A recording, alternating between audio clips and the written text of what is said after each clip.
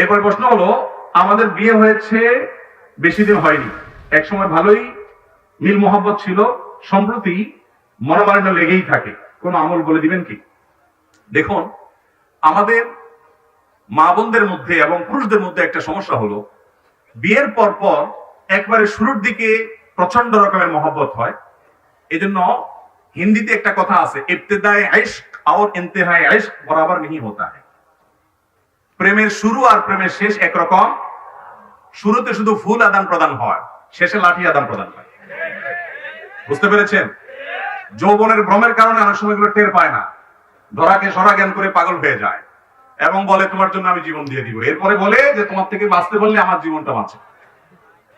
তাহলে বিবাহের পরও প্রায় শুরুর দিকে, বিশেষ করে যারা সচ্চরিত্রবান, খুব স্বাভাবিকভাবে স্বামী স্ত্রী একে অন্যকে উজাড় করে ভালোবাসেন, কিন্তু দিন যত যায় ধীরে ধীরে ধীরে ধীরে আস্তে আস্তে সংসার বড় হয়, ছেলে মেয়ে হয়, মনোমালিন্য তৈরি হয়, ইস্যুগুলো তৈরি হয়, মতপার্থক্যের ইস্যুগুলো তৈরি হয়, গন্ডগোল ফাসাদ হয়।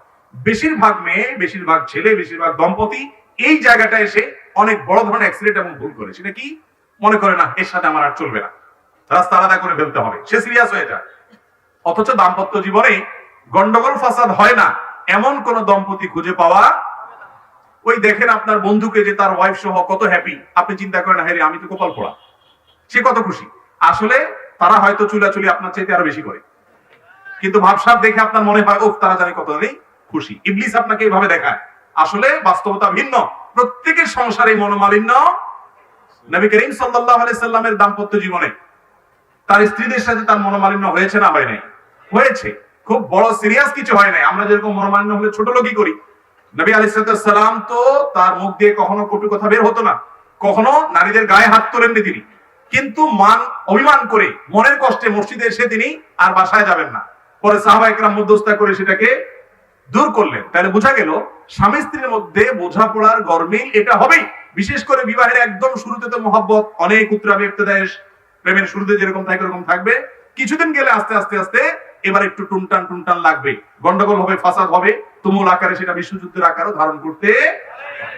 কিন্তু কিন্তু বাস্তবতা হলো শতকরা 999টা দাম্পত্য সম্পর্ক একটা পর্যায়ে গিয়ে এই সমস্ত টুনটান ঝগড়া ঝাঁটি এগুলো সব দূর হয়ে বিশ্ব শান্তি প্রতিষ্ঠা যেরকম হয়, যুদ্ধ বাদ হইয়া ওইরকম শান্তি প্রতিষ্ঠা হয়ে যায়।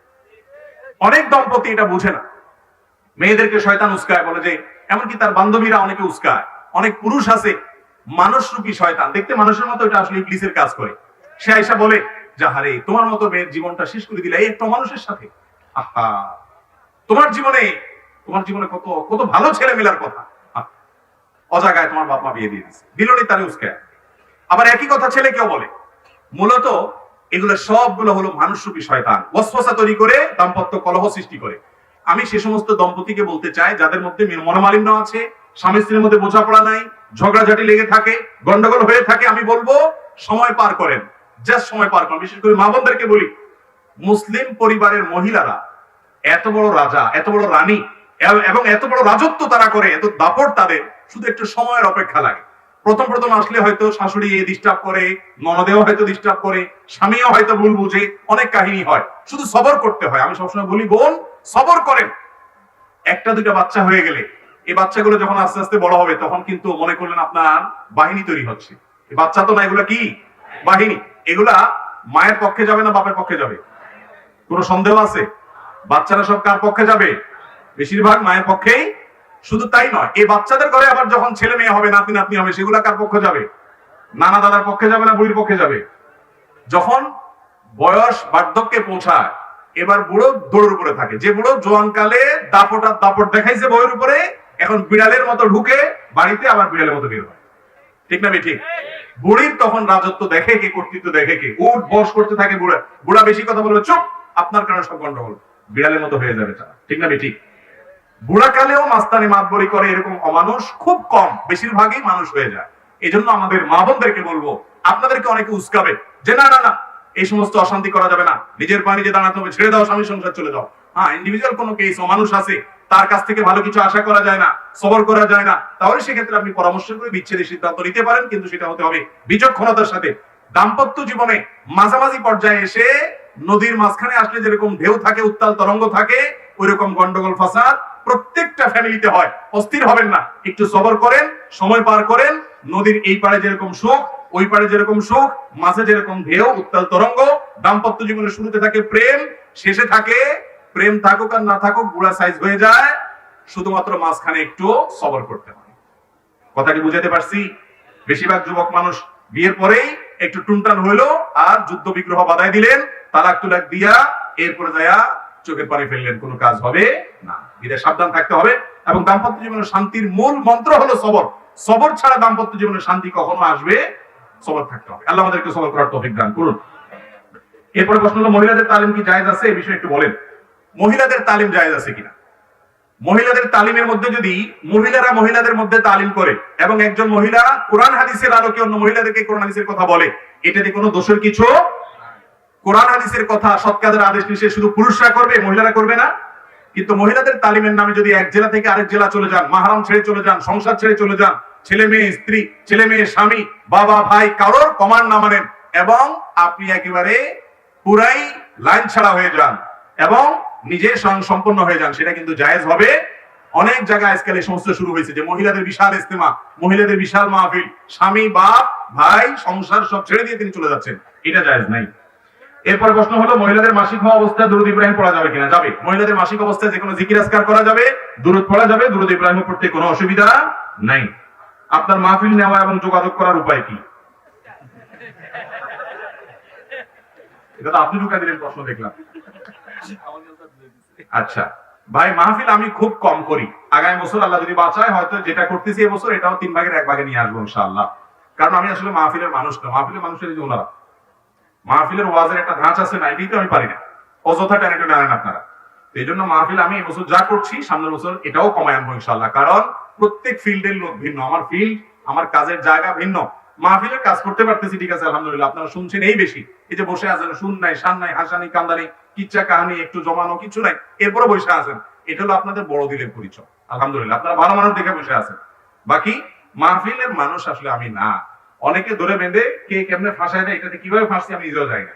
উনি কেমনে বলছে, কখন বলছে আমি জানিও না যে মাহফিল নিছে। উনি বলে আপনি নিছেন, কারণ নিছি বলছে তো আসতে হবে, চলে আসছি। এই হলো আমার মাহফিলের দশা। তো আসলে যারা মাহফিল করেন নিয়মিত, এই ফিল্ডটা ধরে রাখার দরকার আছে। আমি এটাকে তুচ্ছ করছি না, এটা অনেক বড় জায়গা খেদমতের। কিন্তু এই ফোনের মানুষ ভিন্ন। এই যে মুফতি মোহাম্মদ আলী ভাই, ওনারা মাশাআল্লাহ এই ফোনের মানুষ। আমার মাহফিল আপাতত নেওয়ার কোনো রাস্তা তেমন নাই। আমার অনেকে বলে আপনার সেক্রেটারি, মাহফিল আর কোনো সেক্রেটারি নেই, আমি নিজেই কন্ট্যাক্ট করি। আমার মাহফিলে কন্ট্যাক্ট আমি নিজেই করি। কন্ট্যাক্ট আমার পয়সার কন্ট্যাক্ট বুঝিয়ে দেন। আমার কন্ট্যাক্ট হলো যে বিভিন্ন শর্ত দেওয়া থাকে, সেই শর্তগুলো করুন। যেমন গভীর রাতে মাহফিল করা যাবে না, এখন রাত বাজতেছে 12:30, ঠিক না? তো 12টা বাজতেছে। তো এই ধরনের আপনার চুক্তিগুলা বেশিরভাগ রক্ষা হয় না। অতএব মাহফিল আমরা এমনি খুব কম করছি। তারপরও ওলামা ইকরামদের পরামর্শ আমি মাহফিল নেই। কোনো ভালো আলেম যদি বলে দেয়, সাধারণত যে আমি চিনি, জানি, শুনি, সেখানে যাই। কারণ মাহফিলের দাওয়াত দিয়া যে মাইক দিবেন না তার গ্যারান্টি কি? এই জন্য রেফারেন্স ছাড়া মাহফিল করা কঠিন। আচ্ছা, এরপরে প্রশ্ন হলো, মানুষ নামাজ পড়তে চায় না, কিয়ামতে তাদের কি অবস্থা হবে? নারীরা নামাজ পড়তে চায় না, তাদের কি অবস্থা হবে কিয়ামতের দিন? ভাই, বেনামাজি যারা হবে এই লোকগুলো আমাদের এই সমাজে, বিশেষ করে বেনামাজিদের আবার একটু ওই যে চোরের মায়ের বড় গলার মতো একটু, এরা দেখবেন জোর দিয়া বলে নামাজ না পড়লে কি হয়েছে, ইমান আছে। নামাজি ব্যক্তিকে শুনবেন না কোনোদিন এটা বলতে যে আমি আলহামদুলিল্লাহ নামাজ পড়ি, আমার ইমান আছে, এরকম শুনছেন কখনো? কিন্তু বেনামাজিকে শুনবেন যে নামাজ না পড়লে কি হয়েছে, ইমান আছে। ওই যে কয় না, চোরের মায়ের গলা একটু বড়, ব্যাপারটা এরকম। দেখেন, নামাজ না পড়লে ইসলামে তার কোনো হিস্সা থাকে? ওমর রাদিয়াল্লাহু তাআলা বলেছেন এটা, লা হাজ্জা ফিল ইসলাম লিমান তারাকা সালাহ। ভালো করে শুনে রাখেন, যে ব্যক্তি নামাজ ত্যাগ করে ইসলামে তার কোনো হিস্সা নাই। অনেক ইমামদের মতো ইচ্ছাকৃত নামাজ না পড়লে সে ইসলাম থেকে খারিজ হয়ে যায়। ইমাম আবু হানিফা রাহিমাহুল্লাহর মত হলো, আর অনেকে আমার মত হলো, যদি আপনি নামাজ না পড়েন কিন্তু আপনার মধ্যে অপরাধ বোধ কাজ করে, এর ফলে আপনি ইসলাম থেকে খারিজ হবেন না। কিন্তু একজন ইমানদার কখনো নামাজ না পড়ে থাকতে পারে। কুফর এবং শিরকের মাঝে একজন মুসলমানের পার্থক্যের দেয়ালই হলো নামাজ। যে নামাজ পড়ে সে মুসলমান, যে নামাজ না পড়ে নিজেকে সে মুসলমান দাবি করার অধিকার নৈতিক ভাবে রাখে না। মুসলমান অন্য যাই করুক না করুক, নামাজটা পড়তেই হবে। এই জন্য নামাজের উপরে গাফলতি করা যাবে না। কিয়ামতের দিন অত্যন্ত বড় ধরনের কাফের, নমরুদ, হামান, ফেরাউন, এদের সাথে হাসুর হবে বেনামাজিদের। আল্লাহ তাআলা আমাদেরকে নামাজ পড়ার তৌফিক দান করুন। ইসলাম বলে তোমার সামর্থ্য অনুযায়ী বিয়ে করো, আবার ইসলাম বলে তুমি বিয়ের আল্লাহ তোমার সামর্থ্য অনুযায়ী রিজিকের ব্যবস্থা করে দিবে। এই বিষয়ে কিছু বলেন। আপনার নিজের রিজিকের জন্য আপনি আল্লাহর উপর তাওয়াক্কুল করেন, ঠিক আছে, আপনার রিজিক আল্লাহ রেখেছেন, সেটার জন্য আল্লাহর উপর আপনি ভরসা করেন। কিন্তু আরেকজন মহিলা এনে এবার তাকে বলবেন তাওয়াক্কুল করো, খাওয়ান দাওয়ান নেই। দুইটার মধ্যে পার্থক্য আছে না নাই?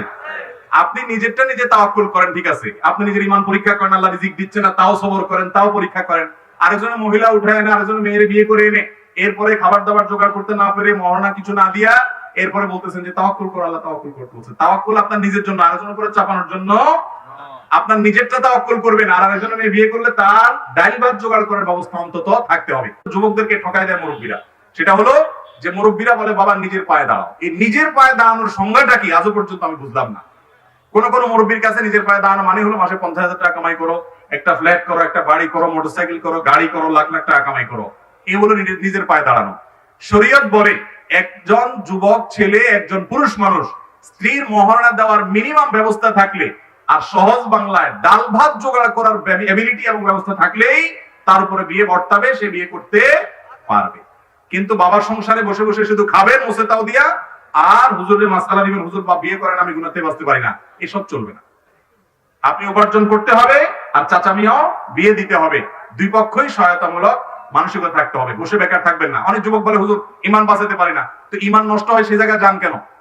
ফেসবুকে এমন সব পেজ লাইক ফলো কেন করে রাখেন যেখান থেকে খারাপ জিনিস আছে? এমন সব বন্ধু বান্ধব কেন রাখেন সেখান থেকে চোখের হেফাজত হয় না? গুনার পরিবেশ থেকে সরে আসেন এবং সেই সাথে উপার্জন করেন। মিনিমাম উপার্জন করার পর মিনিমাম যোগ্যতা যখন আসবে বিয়ে করার, আর বিলম্ব করবেন না। মুরব্বীরা বিলম্ব করবেন না। মুরব্বীরা যদি সন্তানকে বিয়ে দিতে বিলম্ব করেন আর সন্তান যদি তলে তলে গুনাহ করে, আমি তো বলি যে আজকাল ক্লাস 6 থেকে নিয়ে সর্বোচ্চ লেভেলের স্টুডেন্ট পর্যন্ত শতকরা 5 জন ছেলেও নিজের চরিত্রকে রক্ষা করতে পারছে না।